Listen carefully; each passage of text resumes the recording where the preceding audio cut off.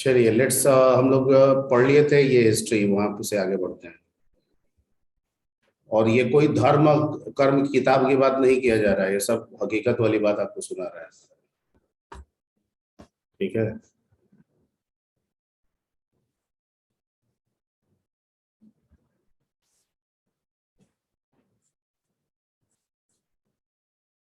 ये हम लोग कर लिए थे, कहीं इसमें कहीं दिक्कत कोई भी किसी लाइन में नहीं दिक्कत है। ठीक है।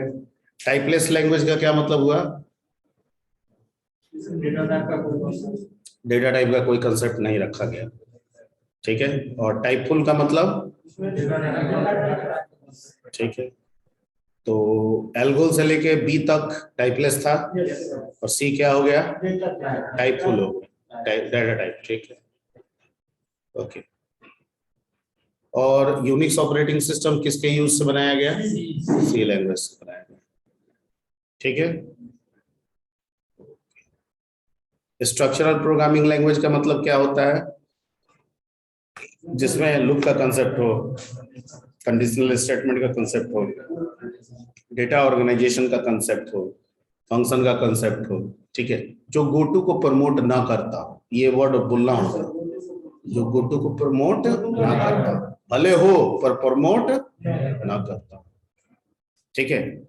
और जिसमें जो प्रोग्रामिंग लैंग्वेज में लूप का कंसेप्ट नहीं हो, यानी फॉर नहीं हो, व्हाइल नहीं हो, लेकिन लूप के वर्क को करने के लिए वो गोटू को प्रमोट करता हो, तो ऐसे लैंग्वेज को हम लोग नॉन स्ट्रक्चरल, जिसमें नॉर्मली डाटा ऑर्गेनाइजेशन करने की कोई फैसिलिटी ना हो, उसे भी हम नॉन स्ट्रक्चरल।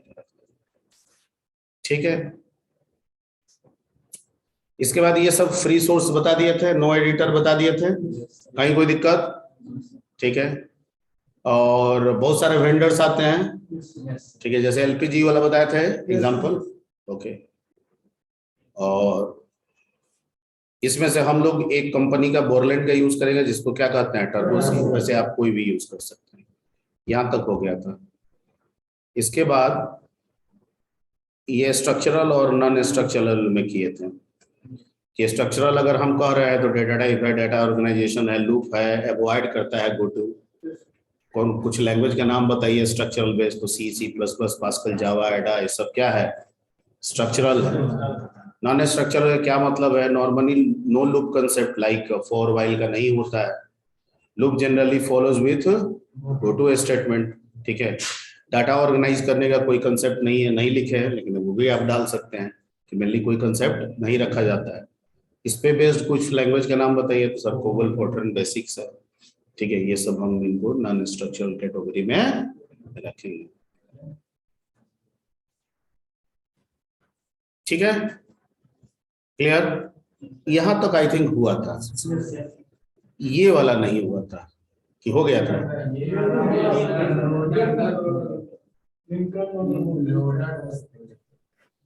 तो हो गया लोडर, मतलब हो गया सब।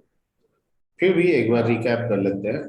इसको बोलते हैं C is the compiler based language. इसका होने का मतलब है कि आप कंपाइलर बेस्ड है तो इसके आर्किटेक्चर को समझाइए कि हमारे लिखने, प्रोग्राम के लिखने से प्रोग्राम के रन करने तक होता क्या है। अगर उन सबको बता दीजिए, वही आर्किटेक्चर है। ठीक है। अरे भैया, घर के एंट्रेंस से लेके छत तक का चीजों को आप सेपरेट कर दीजिए, बता दीजिए, वही नक्शा है। घर बना रहे हैं या बनाएंगे तो आप बता रहे हैं ना, तो बताइए कहाँ से एंट्रेंस है। ठीक है। कैसे आप फर्स्ट फ्लोर पे जाएंगे, कैसे सेकंड पे जाएंगे, कैसे छत पे जाएंगे, ये सब बता दीजिए। सारा हम भी बता दिए, हो गया आर्किटेक्चर घर का। नहीं, किधर ड्राइंग रूम है, किधर बाथरूम है, ये सब बता दीजिए, हो गया आर्किटेक्चर। एवरीबॉडी? ठीक है। तो वैसे ही सी में प्रोग्राम लिखेंगे कैसे, रन कैसे करेगा, क्या क्या होता है, इन चीजों को समझा दीजिए, आर्किटेक्चर हो गया। क्योंकि हमको सी में काम क्या है? प्रोग्राम लिखना, रन कराना। इनके बीच में जो चीज है समझ गए तो आर्किटेक्चर समझ गए। क्लियर? तो सी कहता है कि जो आप लिखते हैं, तो लिखते हैं या तो हाई लेवल में लिखेंगे या मिडिल लेवल में लिखेंगे। कंप्लीट लो लेवल में तो लिखेंगे नहीं, कंप्लीट लो लेवल में नहीं लिखेंगे। ठीक है, या तो हाई में लिखेंगे या फिर मिडिल में लिखेंगे, क्योंकि लो लेवल में अगर कन्वीनियंट हो जाते तो असेंबली यूज होने लगता है। तो अगर मिडिल नहीं रहेगा तो हाई दीजिएगा, और मिडिल रहेगा तो मिडिल दीजिएगा। मिडिल नहीं रहेगा तो हाई दीजिएगा, मिडिल रहेगा तो मिडिल दीजिएगा। ठीक है, ठीक। तो आप जो भी लिखे रहे हैं वो हाई लेवल है या मिडिल लेवल है, मतलब अंग्रेजी उसमें है ना। एक में ज्यादा अंग्रेजी है, एक में अंग्रेजी कम है, सिंबल भी है उसमें।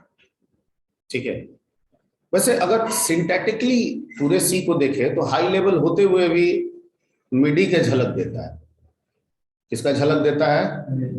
तो कहने के लिए कह देंगे कि हाई लेवल है, ठीक है, पर हकीकत में झलक जो है शुरू से आखिरी तक किसका देगा? मिड का ही देगा।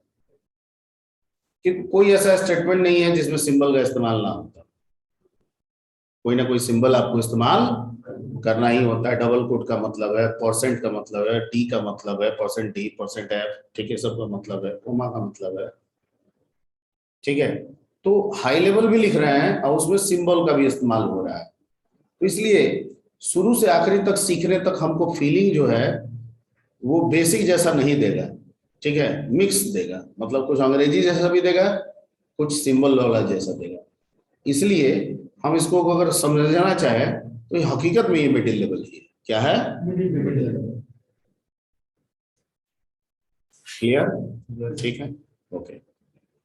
तो ऐसा मान के चल रहा है कि या तो हाई लेवल है या मिडिल लेवल है। आप जो लिखे उसको कहा जाता है सोर्स कोड। क्या कहा जाता है? Source code. आप इसे प्रोग्राम फाइल भी कह सकते हैं, सी प्रोग्राम फाइल। क्या कह सकते हैं? C program file. जो सोर्स कोड है उसे हम क्या कह सकते हैं? C program file. ठीक है,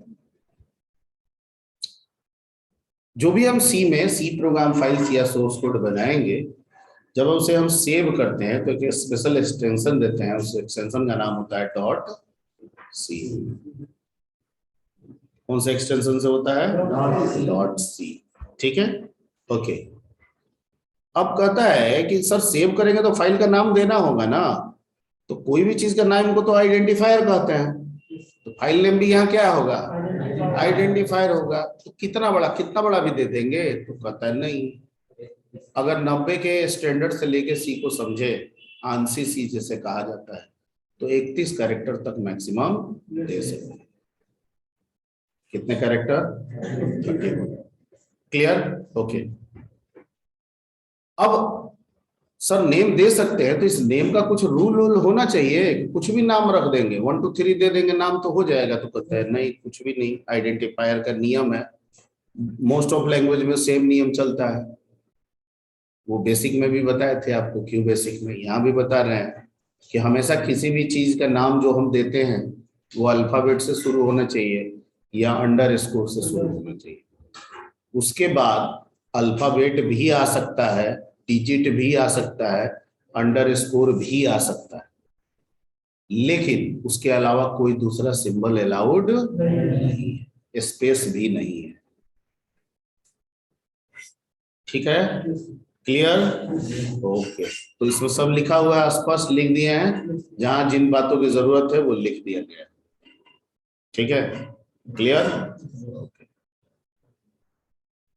अब है कि ठीक है सर, ये तो आप सोर्स कोड के बारे में चीजों को लिंक करके बता दिए, ये हो गया। तो जब हम सी को देंगे तो क्या होगा? तो सी तो एक कंपाइलर है, मतलब हम कंपाइलर को देंगे। कंपाइलर क्या है? ट्रांसलेटर है, मतलब हम ट्रांसलेटर को देंगे। एक ही चीज को 3 बार बोले, 3 बात में बोले। हम सी को देंगे सोर्स कोड, सी एक कंपाइलर है तो हम कंपाइलर को देंगे, कंपाइलर एक ट्रांसलेटर है तो हम ट्रांसलेटर को देंगे। ऐसे, ठीक है, तीनों को तीनों बात बोल सकते हैं, कोई एक बात से भी आप चीजों को समझा सकते हैं। ठीक, तो जैसे हम कंपाइलर को देंगे, कंपाइलर मेरे लिखे गए हाई लेवल और या मिडिल लेवल को पढ़ना शुरू करेगा और पढ़ पढ़ के अपने ग्रामर डिक्शनरी से मिलाना स्टार्ट करेगा। किससे? Because every language has its own grammar and dictionary, just like English language having the grammar and dictionary, Hindi language also having the grammar and dictionary, Sanskrit language also having grammar and dictionary. वैसे ही हर एक language का अपना grammar और dictionary होता है, ठीक है। Word language to language match भी कर सकते हैं, नहीं भी कर सकते, कर भी सकते हैं, नहीं भी कर सकते, ज्यादातर नहीं करता है। क्लियर? ठीक है। तो कंपाइलर कहता है ना कि मेरे पास तो डिक्शनरी ग्रामर है, क्योंकि आप कुछ भी लिखेंगे तो मेरे डिक्शनरी और ग्रामर के अकॉर्डिंग ही लिखना होगा आपको, क्योंकि पढ़ाया जा रहा है आपको। पढ़ा इसीलिए ना रहे हैं कि उसके डिक्शनरी ग्रामर में जो लिखा है आपको बता दे, ताकि आप वैसा ही लिख सके, इसलिए पढ़ रहे हैं, इसलिए पढ़ाया जा रहा है। अब लिखेंगे तो आप सही लिखे कि नहीं लिखे, वो मिलान करेगा। मिलान कर लिया, देखा कि सब ठीक है, कहीं कोई मिस्टेक नहीं, देखा कि नहीं मिस्टेक है, कंपाइलर देखा कि अरे ग्रामर से मैच नहीं कर रहा है, वर्ड जो है डिक्शनरी से मैच नहीं कर रहा है, तो वहीं एरर दे देगा। क्या दे देगा? एरर। कहेगा कि आगे हम नहीं बढ़ने देंगे, एरर ठीक कीजिए तभी आगे बढ़ने देंगे, जब तक एरर ठीक नहीं होगा हम आगे बढ़ेंगे ही, रोक देंगे आपको। क्योंकि हम कंपाइलर है ना, इंटरप्रेटर रहते तो शायद पहला लाइन ठीक होता तो आगे बढ़ा देते, दूसरा लाइन गड़बड़ होता तो वहां रोक देते, तो पहला लाइन का तो काम हो जाता, ठीक है। हालांकि वो भी सही तरीका नहीं है। ये कहता है कि उससे नहीं मतलब है, आप जितना लिखे है ना सब लाइन को हम चेक करेंगे, कहीं एक जगह भी अगर ग्रामर डिक्शनरी से मिसमैच हुआ वहीं पे एरर देंगे, उसको ठीक कीजिएगा तभी आगे बढ़ने दिया जाएगा, अदरवाइज वहीं पे रुके रहेंगे। Point clear? ठीक। इसको हम लोग सिंटेक्स एरर बोलते हैं, आगे पढ़ा देंगे। ये जो एरर कंपाइलर जो चेक करेगा और एरर आएगा, इसको क्या कहेंगे? सिंटेक्स एरर, ठीक है। आप कहीं कुछ लिखना था छोड़ दिए, तो देखा कि अरे ग्रामर में तो सेमीकोलन लगा हुआ है, ये सेमीकोलन लगाया नहीं है, तो मैच कराया तो उसमें सेमीकोलन, इसमें नहीं, तो एरर। इसको क्या बोलते हैं? सिंटेक्स एरर, ठीक है। अगर एरर नहीं है, अगर एरर नहीं है तो कंपाइलर उस पूरे सोर्स कोड को पढ़ लेगा, और चूंकि सी भी बनाया गया होगा तो कहीं ना कहीं उसका कोर लैंग्वेज असेंबली होगा।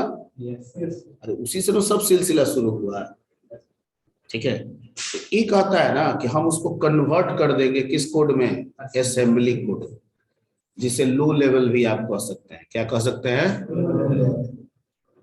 अगर सब चीज ठीक रहा तो पूरा लाइन को पढ़ेंगे और उसको कन्वर्ट कर देंगे किस कोड में?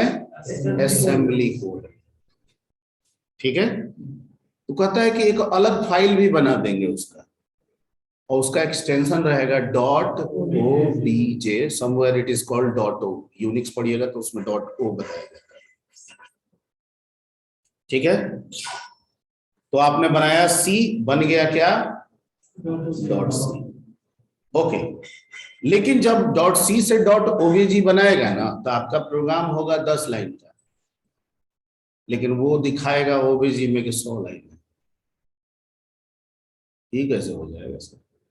10 लाइन में तो जो 10 लाइन है, वो 10 लाइन में हर एक लाइन का मतलब भी तो पहले से लिखा गया होगा, वो भी तो सेट ऑफ इंस्ट्रक्शन होगा, वो भी तो असेंबली में लिखा गया होगा, लो लेवल में लिख दिया गया होगा पहले से, और हमको हाई लेवल में कहा गया कि यूज करो, ठीक है। तो जब हम हाई लेवल में जब यूज करेंगे और जब कंपाइलर पढ़ेगा तो हर एक लाइन के लिए लो लेवल उसको 10 लाइन का मिलेगा, तो 10 लाइन है तो कितना हो जाएगा? 100 लाइन। एवरीबॉडी तो कभी कभी कंपाइल कराइएगा ना, लिखिएगा 5 लाइन का, दिखाएगा 100 कुछ लाइन, तो घबराना नहीं, समझना है कि जो हम प्रोग्राम में लिखे हैं ना, हर एक लाइन के लिए कुछ ना कुछ लाइन जो लिखा गया होगा उसको काउंट कर रहा है, ना कि हमारे लिखे गए लाइन को काउंट कर, ठीक है। हमारे लिखे गए लाइन का मतलब सिर्फ कंपाइलर के पहले तक है, जब तक एरर आ रहा है तभी तक वो लाइन का मतलब है। एरर नहीं है तो उस कितने लाइन हम लिखे उससे कोई मतलब नहीं है, फिर वो हर एक लाइन का जो इंस्ट्रक्शन है उसको लेके ऑब्जेक्ट फाइल में रख देगा। किसको रख देगा? ठीक है, जैसे फॉर एग्जांपल हम आगे पढ़ेंगे प्रिंट एफ। क्या पढ़ेंगे? Print F. तो प्रिंट एफ तो हाई लेवल है, सी हमको दे रहा है, लेकिन प्रिंट एफ भी तो पहले कुछ में लिखा गया होगा, असेंबली में लिखा गया होगा, लो लेवल में लिखा गया होगा। तो प्रिंट एफ मान लेते हैं लिखने में 10 लाइन लगा होगा, तो हम जहां जहां प्रिंट एफ यूज करेंगे वहां वहां क्या ऐड होगा? 10 लाइन ऐड होगा ना। जब ऑब्जेक्ट फाइल बनेगा तो 10 लाइन ऐड होगा, वहां थोड़ी प्रिंट एफ रहेगा, बल्कि उस प्रिंट एफ का 10 लाइन रहेगा। क्लियर? ठीक है, ओके। ऑब्जेक्ट फाइल बन गया। इस सोर्स कोड से लेके ऑब्जेक्ट फाइल बनने तक के पूरे प्रोसेस को हम लोग कंपाइलेशन कहते हैं। क्या कहते हैं?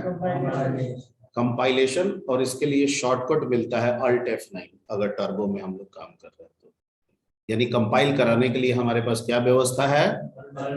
तो जब भी प्रोग्राम लिखेंगे हमें कंपाइल कराना होगा। सबसे पहला प्रायोरिटी क्या है? कंपाइल कराना, क्योंकि यही एरर चेक करेगा, और अगर एरर नहीं है तो ऑब्जेक्ट फाइल भी यही बनाएगा। ठीक, तो जैसे Alt F9 किए हमारा ऑब्जेक्ट फाइल तैयार हो जाएगा, और अगर एरर है तो एरर बताएगा। एवरीबॉडी? तो क्या यहाँ कंपाइलेशन हो जाने से क्या प्रोग्राम रन कर रहा है? नहीं, तो सिर्फ कंपाइल हुआ।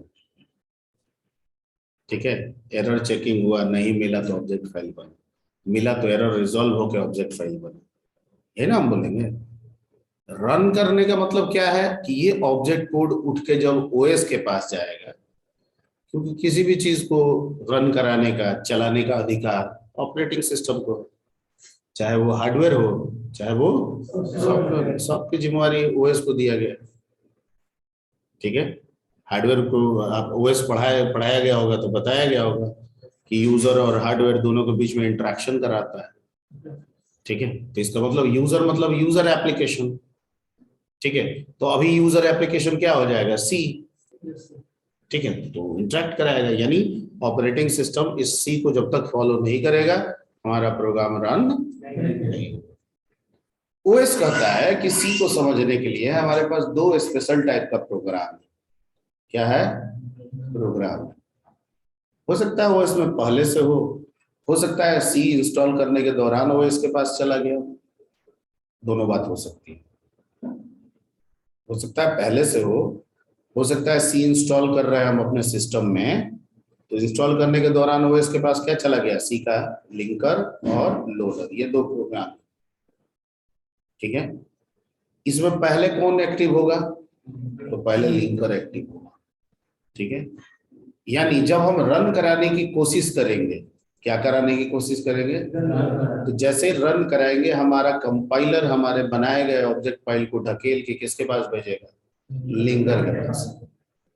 ठीक है, लिंकर जो है वो आपके कोड में, जो कि लो लेवल कोड है, उसमें देखेगा कि किन किन डाटा, किन किन फंक्शन का एक दूसरे के साथ लिंकिंग है। जैसे मैंने एक फंक्शन ने उस फंक्शन को कॉल किया तो लिंक बनाना होगा ना, इसी फंक्शन ने इसको भी कॉल किया तो उसके साथ भी लिंक बनाना होगा, इसके साथ भी लिंक। तो लिंक डिटर्मिनेशन क्या करने का काम कौन करता है? लिंकर। ठीक है, लिखा हुआ है link the modules and data, इसको करने का काम भी लिंकर करता है। साथ ही साथ जो ऑब्जेक्ट फाइल है उसको एक स्पेशल फाइल में, एक स्पेशल कोड में, वो भी लो ही लेवल होता है। ठीक है, लेकिन लिंकर कुछ ऐसे चीज को उसमें शामिल कर देता है जिससे ऑपरेटिंग सिस्टम अब इस कोड को डायरेक्ट एग्जीक्यूट करने के लिए तैयार हो जाता है। उसको हम लोग बोलते हैं EXE कोड। क्या बोलते हैं? EXE code, executable code. ठीक है, ये दोनों काम कौन करता है? लिंकर। ठीक है, अगर EXE नहीं बनेगा तो लोडर और ओएस काम ही नहीं करेगा। EXE बनना यहाँ जरूरी है, और EXE बनाने का काम किसके पास है? लिंकर के पास। लिंक भी एस्टेब्लिश करने का काम किसके पास है? ठीक है, कौन चीज कितने बार यूज कर रहा है, कौन किसको कॉल कर रहा है, नहीं कर रहा है। ठीक है, 10 बार कॉल करना है, 2 बार कॉल करना है, ये सारे डिटर्मिनेशन कौन करेगा? लिंकर। ठीक है, ठीक, जब ये फाइनल हो गया तो चला गया लोडर के पास। ये क्या करेगा?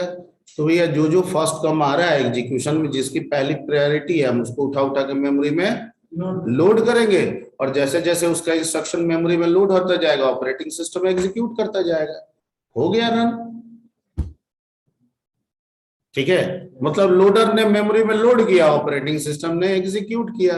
लोडर ने लोड किया, ऑपरेटिंग सिस्टम ने एग्जीक्यूट मतलब फॉलो अप किया। ठीक है, हो गया, काम हो रहा है मेरा।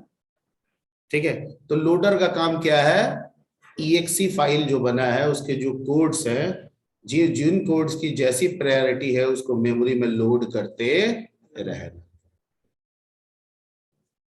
ठीक है, ओके, काम खत्म हो जाए तो फिर मेमोरी से हटा दीजिए, फिर काम आ जाए तो फिर मेमोरी में लोड कर दीजिए, फिर काम खत्म हो जाए तो लोड मेमोरी से हटा दीजिए। लोड करना हटाना, लोड करना हटाना, ये किसका काम, लोडर। ठीक है, यहां तक फॉलो हो गया, ऑपरेटिंग सिस्टम के पास चला गया, हो गया, ऑपरेटिंग सिस्टम हार्डवेयर से इंटरेक्ट करा दिया, काम होने लगा। अब इनपुट करने लगे, आउटपुट होने लगा, प्रोसेस होने लगा, सब चीज होने लगा, क्योंकि इन सारे कामों के लिए तो हार्डवेयर ही चाहिए। ठीक है, अगर कीबोर्ड नहीं मिलेगा तो आप इनपुट कर पाएंगे, नहीं कर पाएंगे। ये हुआ कंप्लीट आर्किटेक्चर। ओके, और आपको बोले भी थे कि सब पढ़ लीजिएगा, कम से कम कुछ नहीं तो लिंकर, लोडर, कंपाइलर, ये सब नाम दे दे के भी पढ़ सकते। ठीक है, यहां तक हो गया। अब एक पॉइंट और डिस्कस किया गया था, डील किया गया था टॉपिक उस क्लास में, जिसे कहते हैं मेमोरी मैप। क्या कहते हैं, मेमोरी मैप। जैसे गूगल मैप कहते हैं वैसे ही मेमोरी मैप कहते हैं। तो गूगल मैप कहते हैं तो क्या होता है, why we are following the Google map. Direction का, लोकेशन जानने के लिए। ठीक है, कहाँ है, हमें कहाँ जाना है, क्या डिस्टेंस है, किस तरह का बीच में ऑब्स्ट्रक्शन होगा, ट्रैफिक होगा नहीं होगा, and so many things. Everybody, ठीक है, कहाँ जाएंगे, कहाँ रुकेंगे। ठीक है, यहाँ भीड़ है तो किधर, इधर से निकल जाएंगे, इधर भीड़ है तो इधर से निकल जाएंगे, सो मेनी थिंग्स, ये सब डिसीजन लेना। Okay, clear. Okay, memory map भी वही है कि जो डाटा आ रहा है या आएगा वो मेमोरी में जाएगा कहाँ, क्योंकि मेमोरी भी तो कई तरह के हैं। एक तो मेमोरी ही कई तरह का है, और एक एक ही तरह का मेमोरी है तो उसके अंदर भी कई तरह के पार्टीशन हैं। ठीक है, तो इस मैप को समझने के लिए सबसे पहले ये समझते हैं कि जब हम प्रोग्राम रन कराते हैं तो रन होता कहाँ मेमोरी में, किस मेमोरी में। ठीक है, तो कहता है कि जिस मेमोरी में प्रोग्राम जब एग्जीक्यूट होता है और उस समय जिस मेमोरी का यूटिलाइज होता है वो होता है रैम।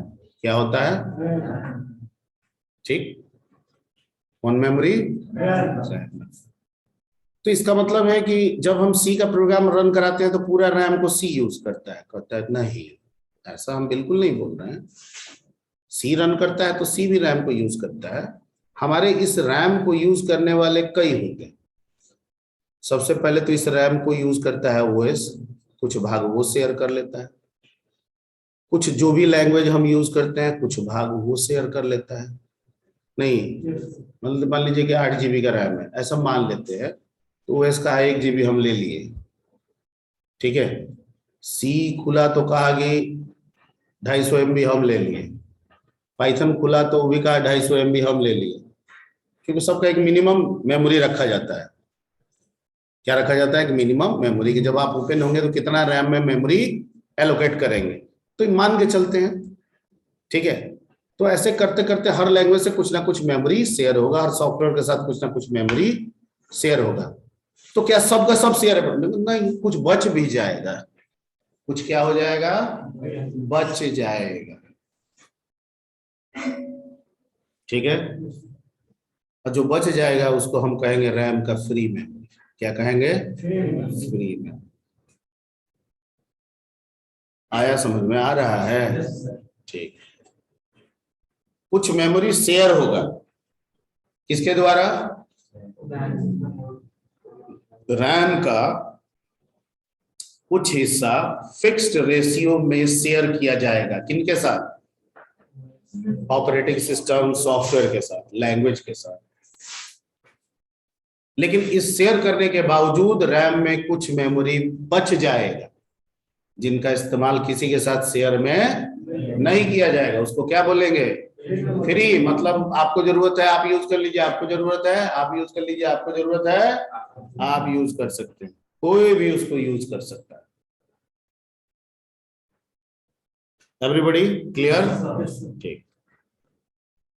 अब ये तो एक बेसिक बता है। अब इसको आते हैं यहाँ पे कि जब हम प्रोग्राम के थ्रू डेटा इनपुट करेंगे, ठीक है, अगर हम लैंग्वेज को लेके समझे तो वो दो हिस्से में जाएगा। एक लैंग्वेज वाला हिस्सा में जा सकता है और एक फ्री वाले हिस्सा में जा सकता है। एक लैंग्वेज वाले हिस्सा में जा सकता है जो कि फिक्स्ड है, और एक फ्री वाले हिस्से में जा सकता है जो फिक्स्ड, तो बचा हुआ पार्ट है, तो बचा हुआ पार्ट है। और जो लैंग्वेज है वो तो फिक्स है, जैसे सी में मैंने कहा कि 250 MB उसको अलॉट हो जाएगा, तो फिक्स्ड है 250 MB। या तो उस 250 MB में वो इस्तेमाल हो रहा है या फिर वो किस में जा रहा है? फ्री में, यही दो। तो कहता है कि प्रोग्राम के थ्रू जो डाटा इनपुट करते हैं वो दो मोड में होता है।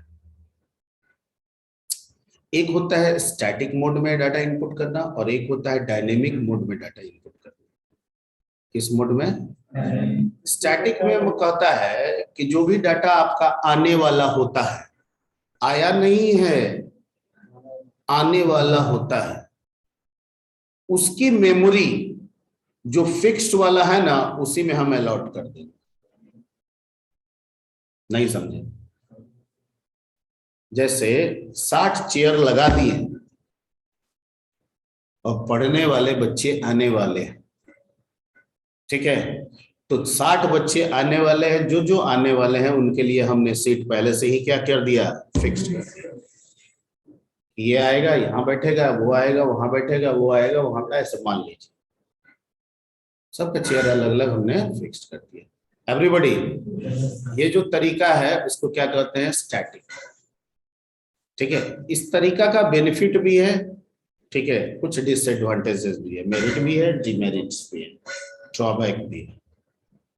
ड्रॉबैक ये है कि डाटा हम कह दिए कि भाई डाटा आने वाला है 60, चेयर लगा दिए 60, और डाटा आया ही नहीं, तो 60 का 60 चेयर फिक्स तो कर दिया है, वो बर्बाद, उसका इस्तेमाल वो किसी दूसरे कामों में, दूसरे प्रोग्रामों में करने नहीं देगा।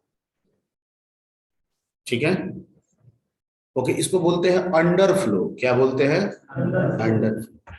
लगाए हैं 60, आगे बैठा है यहाँ 12, बाकी 48 मेरा क्या हो रहा है? बर्बाद। ये भी क्या हुआ? Under flow. लगाए हैं 60, आ गया 65, तो 60 बढ़ गया, 5 तो खड़ा हो गया, इसको बोलते हैं ओवरफ्लो। ये सिचुएशन रहेगी क्या? ये सिचुएशन रहेगी। क्लियर? हमेशा हम अपनी टोटल गतिविधियों को इसी के इर्द गिर्द रखें, ये भी संभव नहीं है। ठीक है, क्योंकि लिमिटेड रिसोर्सेज मिल रहा है मेमोरी में उसको, उस लिमिट में आप बर्बाद करेंगे तो धीरे धीरे तो सी का परफॉर्मेंस, सिस्टम का परफॉर्मेंस क्या होता जाएगा? पुअर हो जाएगा। ठीक है, डेडलॉक सिचुएशन भी बन सकता है, ठीक है, जहां पे कुछ ऐसे काम करे कि उसके लिए कोई मेमोरी है ही नहीं, बचा ही नहीं। डेडलॉक सिचुएशन पढ़े है ना, ये भी बन सकता है। ठीक है, तो कहता है कोई दिक्कत नहीं है, इसीलिए तो समझाया जा रहा है कि जब प्रोग्राम के थ्रू आप डेटा लाने की कोशिश करते हैं, उस डाटा को दो मैनर में लाया जा सकता है। एक स्टैटिक जो अभी समझाया गया, और दूसरा डायनेमिक। तो डायनेमिक में क्या होगा? डायनेमिक में कहता है ना कि सीट पहले से ना लगा है, क्लास शुरू होगा, बच्चा आएगा, उसी के अकॉर्डिंग सीट लगेगा। 12 बच्चा आया, 12 ही सीट लगाएंगे, बाकी सीट बचा रहेगा, कोई दूसरा काम में आएगा। तो मेमोरी का यूटिलाइजेशन हो गया, फुल यूटिलाइजेशन। लेकिन ये कब होगा? जब हम डाटा का डिटर्मिनेशन कब करेंगे? रन के समय करेंगे।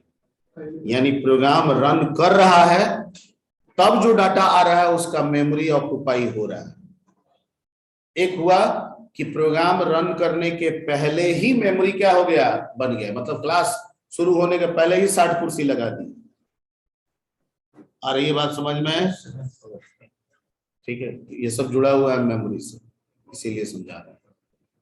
ठीक, तो दो हिस्सा डेटा के आने के दो तरीके, एक स्टैटिक वे में और एक डायनेमिक वे में। ठीक है, जो स्टैटिक वे में आएगा वो उसके फिक्स्ड वाले मेमोरी में जाएगा जिसे हम स्टैक मेमोरी कहते हैं, या कह सकते हैं, क्या कह सकते हैं, स्टैक मेमोरी। क्यों स्टैक कहें? तो कह रहा है कि अगर ABC 3 बना रहा है तो स्टैक का कोई मतलब नहीं बन रहा है, तब तो स्टैक का कोई मतलब नहीं बन रहा है, मेमोरी स्टैक है। लेकिन अगर A को लिंक किए B से और B को लिंक किए C से, तो पहले तो मेमोरी A का ऑक्युपाई हुआ, वो कहा कि अपने मेमोरी को छोड़ के हम चले जाते हैं किसमें, B के पास। B कहा कि हम अपने मेमोरी को छोड़ के चले जाते हैं किसके पास, C के पास। और C कहा कि अब मेरे आगे किसी का लिंक नहीं है, तो पहले काम होगा C का, फिर काम होगा B का, और फिर काम होगा A का। यही रोल है इसका। पता है, अगर इस नेचर से कोई काम करेंगे तो हमेशा हम स्टैक में ही काम करवाएंगे। किस नेचर में करवाएंगे? ठीक है, बफर वफर आप लोग जो बोलते हैं वो सब इसी का पार्ट है। किसका पार्ट है? इसी का। ठीक है, आगे इसमें पढ़ेंगे रिकर्सिव, वो भी स्टैक ही पे काम करता है। ओके, तो बहुत सारे फीचर्स जो है वो स्टैक मेमोरी पे बेस्ड है। ओके, लेकिन हर काम इसी से करें ये भी संभव नहीं है, हमको डायनेमिक वे में भी जाना पड़ेगा। डायनेमिक वे का मतलब हुआ डेटा के मेमोरी का डिटर्मिनेशन कब करना, रन टाइम पे। तो कहता है कि अगर किसी डेटा को लाने का काम आप रन टाइम पे करते हैं, वेरिएबल के द्वारा नहीं करते हैं, एरे के द्वारा नहीं करते हैं, ठीक है, रन करते समय कुछ और विधि के द्वारा आप करते हैं, तो वो स्टैक मेमोरी में नहीं जाएगा, वो ऊपर वाले मेमोरी में जाएगा जिसे हम कहते हैं हीप मेमोरी। क्या कहते हैं? हीप। और ऊपर वाला कौन सा मेमोरी है? जो फ्री वाला था। कौन वाला? फ्री वाला। ठीक है, तो ये कहता है कि आप लाइएगा, काम होगा, हम इसको हटा देंगे, लाइएगा, काम होगा, हम हटा देंगे, क्योंकि ये तो हम तो फ्री हैं, हमारा इस्तेमाल सिर्फ आप ही थोड़ी कीजिएगा, बाकी भी तो करेगा। तो आप आइए, आपका काम होगा, काम खत्म होगा, आप हट जाइएगा, फिर दूसरा आएगा, काम होगा, हट जाएगा। यही मेरा नेचर है। That's why heap is faster than the stack memory.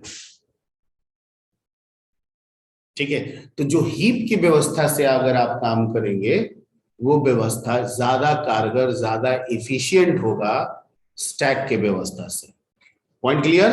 लेकिन ये भी उतना सही सत्य है कि सारे काम हम हीप पे भी नहीं ले जा सकते हैं और सारे काम हम स्टैक पे भी नहीं ले जा सकते हैं। बहुत सारे काम प्री डिफाइंड फिक्स्ड होते हैं, तो जो फिक्स्ड होते हैं, हमें पता है इतना ही होगा, इतना ही आने वाला है, उनको हम स्टैक से निकालेंगे। और जहां पे पता है कि इनकी लिमिटेशन के बारे में पहले से वेल नोन नहीं है, अंडरफ्लो ओवरफ्लो का सिचुएशन बन सकता है, उन सारे कामों को हम किससे निकालेंगे? हीप से निकालेंगे। ठीक है, यानी वेरिएबल, एरे, इनके द्वारा एलोकेट किया गया मेमोरी स्टैक में जाएगा और आगे सी में आपको मैलॉक पढ़ाया जाएगा फंक्शन, उसके द्वारा एलोकेट किया गया मेमोरी हीप में जाएगा। ठीक है, this is the memory map of C language. बस सिर्फ यही दो समझाना था आपको, क्या? स्टैक और हीप। ठीक है, शुरुआती तौर पे हम लोग मोस्ट ऑफ जो भी काम करेंगे वो सब कहाँ होगा? स्टैक मेमोरी के अनुसार। ठीक है, ओके। और बाकी आगे जब पढ़ते पढ़ते आगे बढ़ेंगे और मैलॉक सीख लेंगे, और तब जब डाटा उसके थ्रू इनपुट कराएंगे तो वो कहाँ जाएगा? हीप में जाएगा, और वो फास्ट होगा। क्लियर? क्योंकि स्टैक में एक बार एलोकेट किए गए मेमोरी, कर दिए गए मेमोरी को सी भी हटा नहीं सकता, फिर गार्बेज कलेक्टर हटाएगा, किसका? Operating system. अब जब आएगा तब ना, तब तक तू बेचारा चुपचाप पड़ा रहेगा और किसी को वो जगह इस्तेमाल भी नहीं करने देगा। ठीक है, हीप कहता है कि मेरे पास ऐसा नहीं है। ठीक है, आप जब जब मेरे पास आइएगा ना, काम कराएंगे, और जैसे काम खत्म होगा हम ऑटोमेटिकली हीप को बुला लेंगे, सॉरी इसको गार्बेज कलेक्टर को बुला लेंगे। ठीक है, या हम खुद ही गार्बेज कलेक्टर रखे रहेंगे, कहेंगे झाड़ू लगा दो साफ। फिर आया दूसरा, काम करो, ठीक है काम करो, काम हो गया, चलो भागो यहां से, झाड़ू लगा दो। ठीक है, तो फास्ट रहेगा ना जी हमेशा, ये इसका डिफॉल्ट नेचर है। और स्टैक कहते हैं हमारे पास ऐसा कुछ भी नहीं है। अलॉट करने के लिए कहिएगा अलॉट तो कर देंगे, हटाने के लिए कहिएगा कि हटा दो, वो हम ना, हमारे पास ना है। अलॉट हो गया, अब चलेगा। अब जब आएगा ऑपरेटिंग सिस्टम का गार्बेज कलेक्टर, वो देखेगा कि इसका इस्तेमाल नहीं हो रहा है, वही हटाएगा, मेरे पास कोई कैपेबिलिटी नहीं। क्लियर? ठीक है, तो ये आपका हुआ मेमोरी, यहां तक हो गया था। आई थिंक ये भेज दिए थे आप लोगों को, पिछला दोनों तो भेज दिए थे ना। तो इसको देख लेते हैं, इसको नहीं होगा तो भेज देते हैं।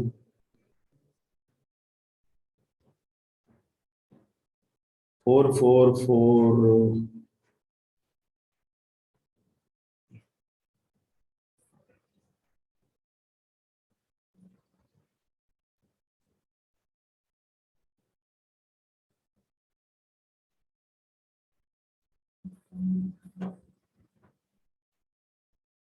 लगा, सेव नहीं किया। सात सात ही करना है जी, सात का तो सेव है। सात का नहीं ना भेजे हैं आप लोग को, भेज दिया है। तो अब क्या टेंशन है?